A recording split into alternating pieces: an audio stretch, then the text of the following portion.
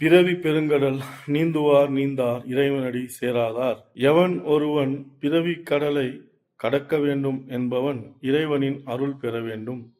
அவ்வாறு இறைவன் அருள் பெறாதவர்கள் இந்த பிறவி என்னும் பெருங்கடலை நீந்த முடியாமல் தத்தளிப்பார்கள் என்று திருக்குறளில் திருவள்ளுவர் தெளிவாக கூறியுள்ளார். அப்பேற்பட்ட பிறவி என்னும் பெருங்கடலை கடக்க உதவும் ஆண்டவர்களுள் முருகரும் ஒருவர். முருகருக்கு அறுபடை வீடுகள் என்பது நாம் அனைவரும் அறிந்ததே. அந்த அறுபடை வீடுகளும் ஒவ்வொரு வீடும் ஒவ்வொரு சக்கரத்தை இயக்க வல்லது. சக்கரங்கள் இயக்குவதன் மூலம் நம்முள் இருக்கும் இறைவனை காண முடியும் என்கிறார்கள் சித்தர்கள். அப்பேற்பட்ட முருகப்பெருமாளுக்கு சொந்தமான இடத்தில் நாம் வாழ்வதற்கு பெரும் புண்ணியம் செய்திருக்க வேண்டும்.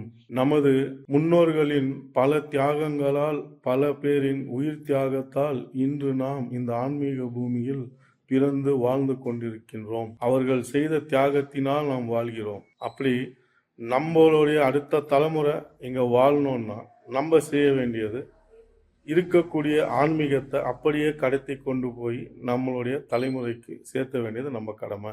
அதனால நீதிமன்றம் நம்ம ஆன்மீக பூமிக்கு உரிய உரிமையை கொடுத்தாலும் இங்க இருக்கக்கூடிய ஆன்மீக பூமிக்கு எதிரான அரசுகள் அந்த கார்த்திகை தீபத்தன்று திருப்பரங்குன்றம் மலை மீது உள்ள தீபத்தூணில் ஏற்ற முடியாம எவ்வளோ பிரச்சனை கொடுத்தாங்க நம்ம எல்லாருக்கும் தெரியும்.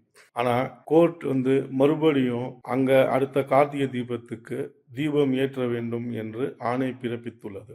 அந்த ஆணை நிறைவேற்ற வேண்டும் என்றால் நமது முருகர் பக்தர்கள் பேரவை சார்பாக வருகின்ற 23ஆம் தேதி பிப்ரவரி மாதம் மாலை 5 மணிக்கு மேல் நாம் குடியிருக்கும் பகுதிகளிலும் நம் நண்பர்கள் குடியிருக்கும் பகுதியிலும் அவரவர்கள் தெரிந்தவர்கள், உறவினர்கள், உற்றார்கள் அனைவரையும் அழைத்து கோவில்களிலோ மண்டபங்களிலோ அந்த முருகனுக்கு நாம் கந்தசஷ்டி கவசம் பாடி வேண்டிக் கொள்ள வேண்டியது இந்த ஆன்மீக பூமியில் பிறந்த ஒவ்வொரு மனிதனின் முக்கிய கடமையாகும்.